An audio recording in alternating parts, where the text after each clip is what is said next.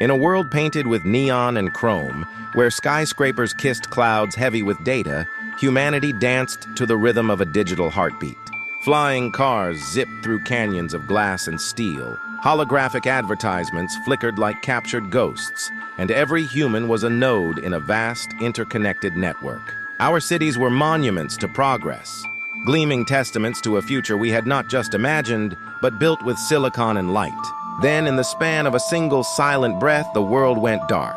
Not just a city, not just a nation, but everything. The lights didn't just go out, they were erased.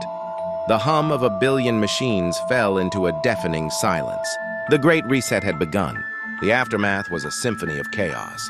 Planes fell from the sky like metal birds with broken wings. Global markets, once living entities of flashing numbers, flatlined into oblivion. Without the digital web that bound us together, the world fractured. Survival became a primal instinct, a return to the analog pulse of our ancestors. Communities relearned how to grow food, how to read by candlelight, how to speak to one another without a screen in between. Amidst this forced regression, Alex, a former cyber architect whose hands once built virtual worlds, couldn't accept the narrative of a cosmic fluke.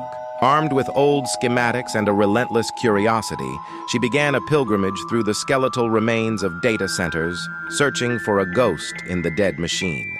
She was looking for an answer, a reason for the end of their world. Her journey led her to a subterranean server farm, shielded from the electromagnetic pulse that had fried the globe.